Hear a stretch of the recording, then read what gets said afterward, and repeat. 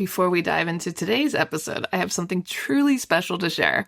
Next September, I'll be leading an intimate women's retreat through the south of France and northern Italy, and you're invited. Picture this: mornings exploring the colorful markets of the French Riviera, afternoons sipping wine, and a hotel view with golden Mediterranean sunsets. Whether you love photography, food, or just want to reconnect with your playful creative self, this trip is designed for you. Spots are limited, so if all this sounds like your kind of adventure, please visit tourwithabsolutely.com and look for the tour France and Italy with Crystal. You can also send me a message or check out the show notes.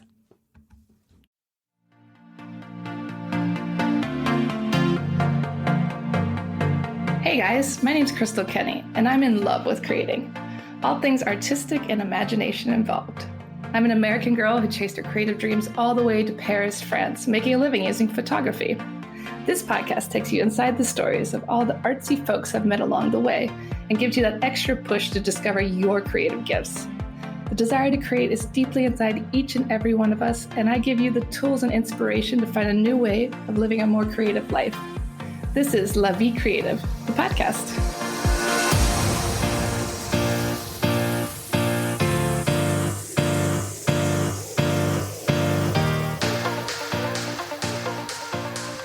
So welcome to the show, Petra. How are you today? I'm very good. How are you?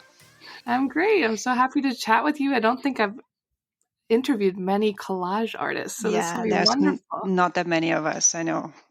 It's a bit of a niche form. Yeah, so talk a little bit about where you're from and what brought you to France. Well, I'm originally from Germany, but I left almost 20 years ago to move first to London, and then I did a little bit the tour around the world. I made it to Paris, I think about 10 years ago now. It's a long time. I think it's the longest I've ever been in the same place other than Germany. What inspired you to become an artist? Oh, that's a very good question. My background is originally in literature. I studied literature and history in Berlin, and then I left and realized that a degree in German literature abroad is, not really useful, helpful. It was always the choice between literature and art. It's the two things that I'm interested in, and just fell into it, I guess. And how did art bring you to France? It didn't. Actually, me coming to France, I think it's like many people, I met a Frenchman, and that was it. I was living in Malaysia at the time we met, and long distance Paris, Malaysia was a bit tricky, so I decided to move to Paris. Oh, I love it. So many people make their way here with that reason. Exactly. Lots of people. City of love. So talk a little bit about your work as a collage artist.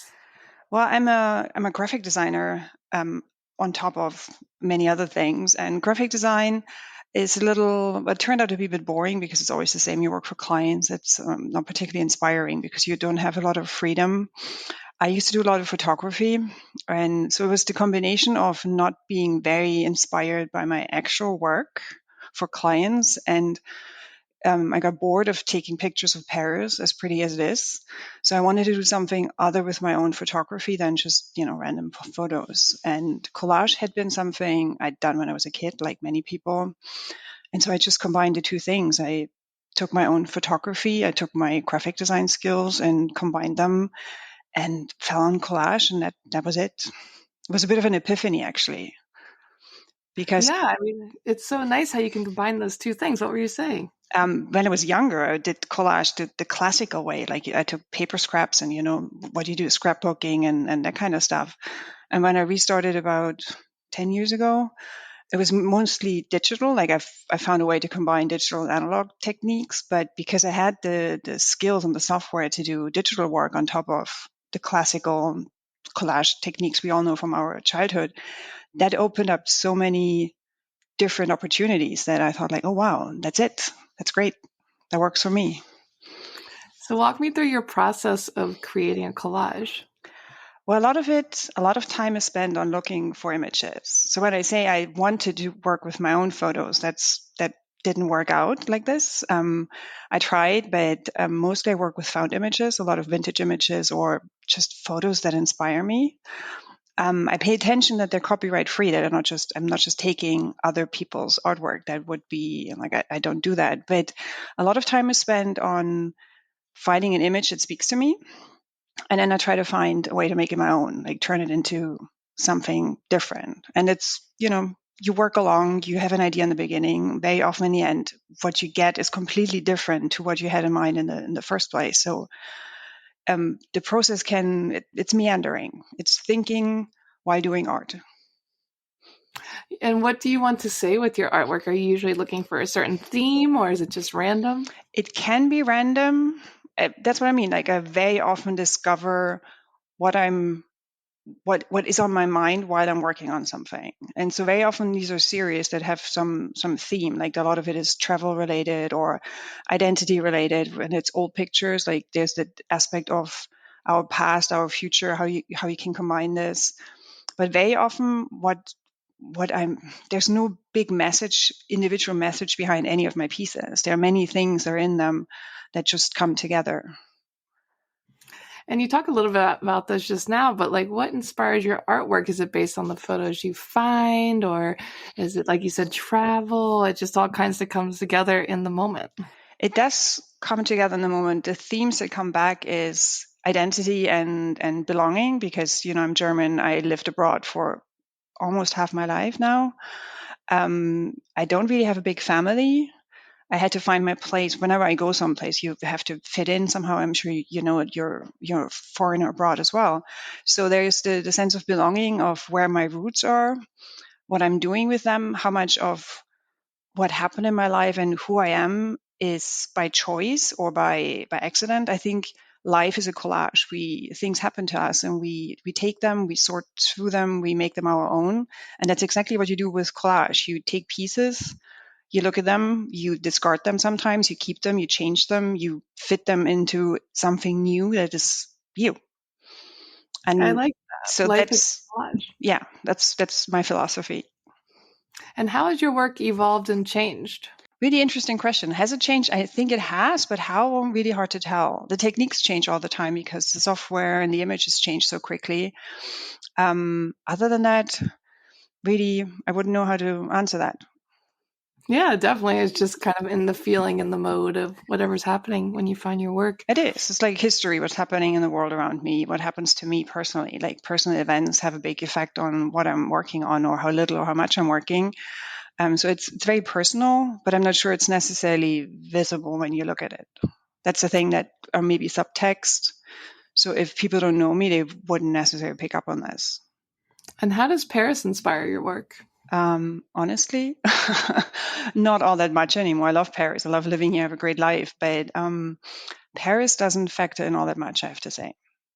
Yeah, you've been here for a while now, so you've Yes, kind I'm of got jaded. I'm the jaded. influences.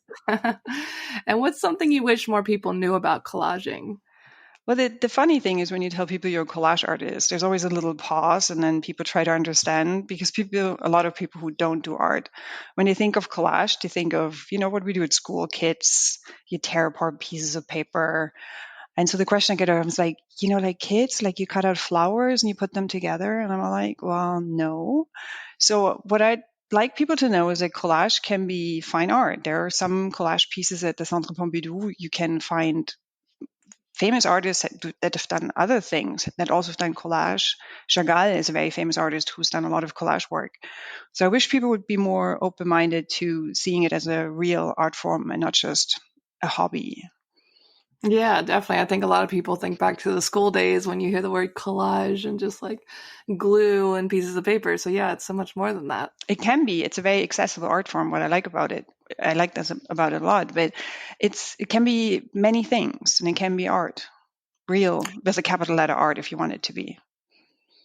And talk about the Paris art scene, like working with galleries, working with other artists. What's that like here? Collage is not particularly well regarded. Like I think you see a lot more in commercial settings, and it's getting more attention, but it's still not particularly recognized. I think because collage doesn't sell for a lot of money. Like small pieces sell well if you do your own tiny exhibitions, but there is no real market for collage because it's just the numbers on there. People don't spend enough money on it for galleries to invest in this. So there's a lot of independent small exhibitions in bookshops and in small public places. But other than that, there's unfortunately not a lot going on. Yeah. And why do you think you choose this medium over all the others, even today? Because it works for me. I love collage. It's the form that it literally clicked. I tried many things. I tried photography. I tried so many other things. Collage it combines so many different approaches. I can use my own photography if I want to. I can look at other people's images. I can use text. There's so many things that work together, and that for me, it's very eclectic, but that's what I like about it. Describe one of your favorite pieces that you've created. Describe one of my favorite pieces. I've done a series called Beach Bums. I started about 2 or 3 years ago. There's vintage pictures of people on the beach.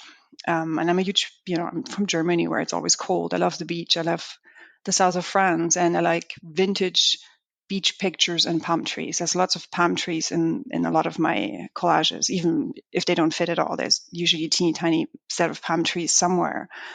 And my favorite piece on that series is a little boy that looks into the water. There's a reflection of him in the water, and it's fairly minimalist with a beach vibe.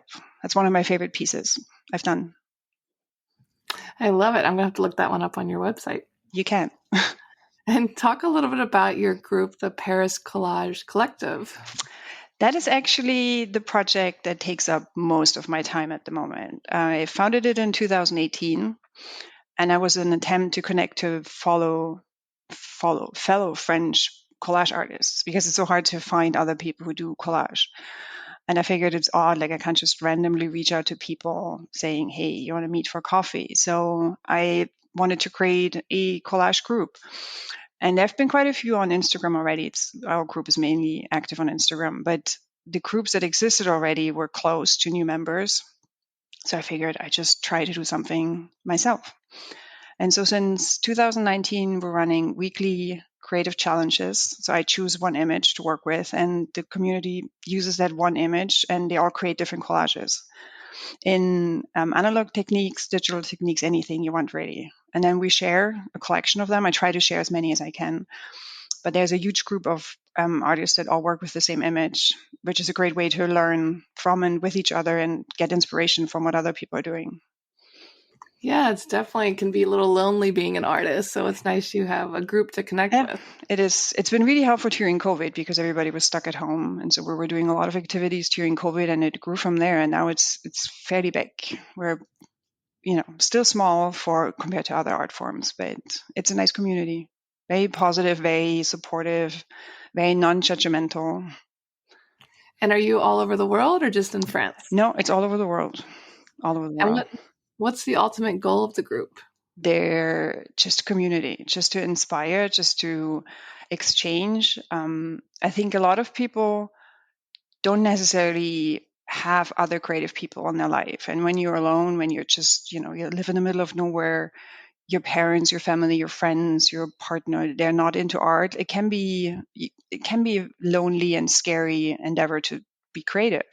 And so by finding others who are like-minded, who like the same things and encourage you to do things, and they have different skill levels, different standards, all of this can be very helpful and supportive for people who want to be creative and want to share.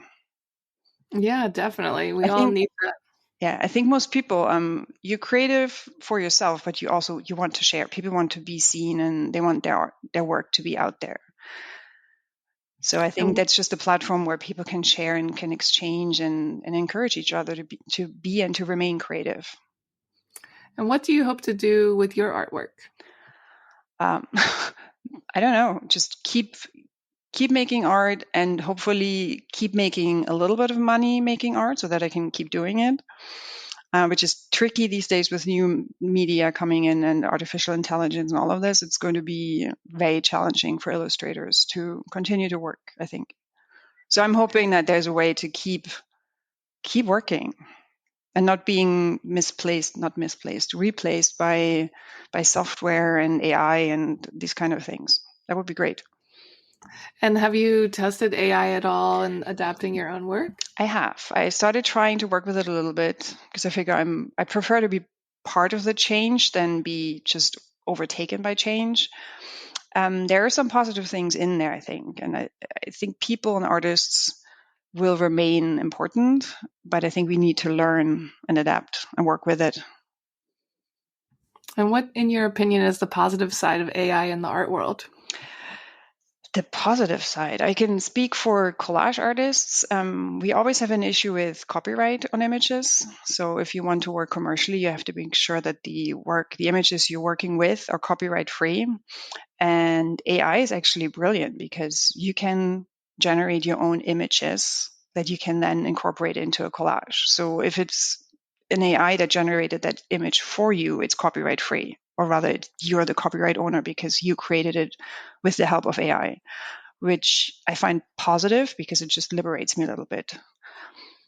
Yeah, you don't have to worry about the No, copyright. exactly. I met someone recently. He was a photographer too, and he started just, telling stories to AI and creating these portraits, and he sells them for lots of money now. And it's just crazy. It's Like you weird, just yes. talk to it, and you create something without even lifting a hand. I've had the same experience. I spoke to a friend and he showed me his new collage work, and I'm like, it was a series of portraits by women, and I'm like, oh, these are beautiful, like from the 50s. And he looked at me and said, yeah, they're AI. And I'm like, no. And it was great because it's not just AI. There's parts of the image that were AI generated, and then on top of that, there's still a person that works with them and adds elements, and it's just a combination of two different techniques and approaches. I find that interesting. Yeah, to combine the mediums, it's just like another medium at this It point. is. It is. Rather than going through millions of magazines to try to find an image you'd like to work with, you work with an AI and have exactly the image that you want. That is useful. It's handy. And how do you find images that aren't copyrighted? There's Without plenty of websites out there where the copyright is clearly stated. There's Unsplash, which is quite well known for a lot of people. Because a lot of, if you have a blog or a website, you can use images from them. There's a lot of museums that digitize their collections because everything that is older than X amount of years, like the number of years is different from country to country. But after 80 to 90 years, pretty much everything is out of copyright. And lots of museums, especially national museums, not private ones, but national museums, they now give access to their whole collection of prints, of photos, of everything really in digital form. You just need to know where to go. oh, And that's it's not hidden. It's just if you know that this exists, you can check the galleries, the museums, and download their images. oh, that's amazing. What's one of your favorite museums to use their work? I work a lot with images from New Zealand, Te Papa, which is the National Museum of New Zealand. I've been working with, when I say with them, I'm using images from their website because they're high resolution, 300 DPI, sometimes even higher. They're huge. That's also important that the images are big. The New York Public Library is great. Lots of American websites have great image resources and good quality images. I love that. And what's advice you have for people who want to maybe explore collaging, and how would they get started? Just start. That's the great thing about collage. You can start with paper and scissors and glue sticks and tape. Your masking tape, scotch, all of these work great. And work in front of the TV and have fun, and then see what works for you. That's the thing. It's an accessible art form. You don't need to buy lots of materials. You can, even if you decide in the middle of the night you have nothing to do, just go through what you have at home and you can start creating. And then you usually find a technique that works for you. There's what I like, embroidery on paper, which is something I'm really interested in at the moment, which is a fun thing to do. You just start stitching words or patterns on paper, which is fun to do as well. As many things that give you the satisfaction of having created something yourself. I think that's the key. Exactly, being accessible to everybody. And why is art important in today's world? Because I think we live in a world where it's all about consumption. Like we're just passively consuming all the time, wherever we go. A lot of people are in jobs that are not particularly satisfying either. And creativity is important. Art is part of that. It doesn't have to be art in any of the forms we know. It could be cooking, it could be landscaping, gardening, but any activity where rather than sitting passively and consuming what somebody else has created for you, I think being creative is important. I think it's satisfying. It's important for your mental health because it gives you the feeling of contributing, of doing something of creating something that hasn't existed before. And that's important. Definitely creating something out of nothing. And how would you define creativity in your own words? I think it's a bit of the cliche. Everybody is creative. You take things that have on the surface nothing to do with each other, and you find a way to combine them, and you give them meaning. That's the idea of creativity. You make something new, and not new in the sense of nobody else has done it before. I think that's almost impossible these days because everybody has done almost anything already. But no, it has to be your own creation in the moment, something that just works in the moment with what you have. And what are some creative resources that have helped you on your journey? In creative resources, in what way? Like inspired you or gave you ideas or places you go when you're looking for inspiration? Oh, I go to, like many people, lots of museums, lots of exhibitions. I like dance and theater, which has nothing to do with necessarily with visual arts, but it's just a different way of creative expression that I like. Anything really is inspiring. Mostly talking to people. I traveled a lot, and there were many random encounters with, again, not artists, just random people. And I find talking to people always very inspiring. Yeah, it's kind of like Humans of New York or something. Yeah, Just but people's stuff. it's random encounters. Like you look at people and we all judge. We always think like, oh yeah, this person looks boring and this person looks interesting, and then you talk to people and you realize totally wrong. Like you can't really judge what people are and what they might be, and the conversations can be really interesting and unexpected. And the unexpected encounters I find very interesting. And what's the best advice you've ever been given? The best advice? Oh, I can tell you the worst, but the best. Let's hear the worst. The worst was from one of my university teachers. I don't remember what she was teaching, but she says you grade something and then you look at it, and if you've seen this before, you start over. And I was like, we're living in the 21st century.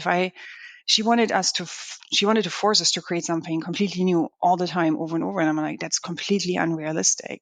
And I was a little bit older than the majority of people in the class because I'd studied something else before and then gotten back to graphic design. And I was just like, this is the stupidest thing to say to somebody that is 18 or 19 or 20, that if you've seen this before, it's worthless, because that's just not the world we live in. And I think it caused a lot of the younger students were like lost when they heard that things have to be new all the time. I think that's unrealistic and bad Yeah. advice. Oh, and Yep. the best advice might be, I think it was Jim Jarmusch who said, steal everywhere, take everything from anywhere.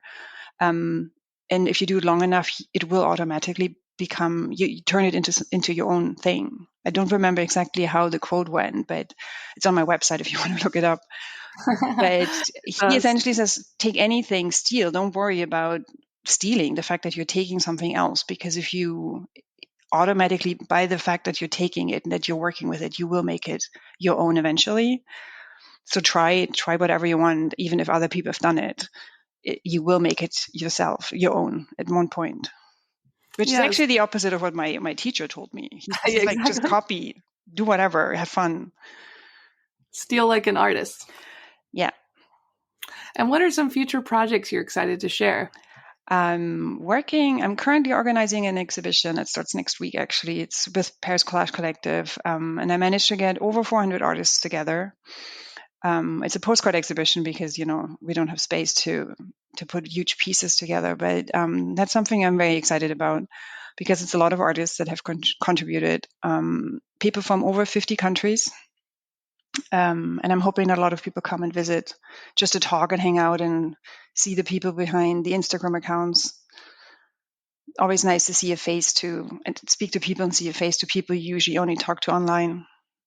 Definitely. That makes a huge difference. Yeah. And where can people connect and see your work and even find out more about the collective? Well, they can check out my work on my own Instagram account, and same for Paris Collage Collective. It has its own Instagram account, and then there's my website, just petrazene.com, and there you find everything there is to know.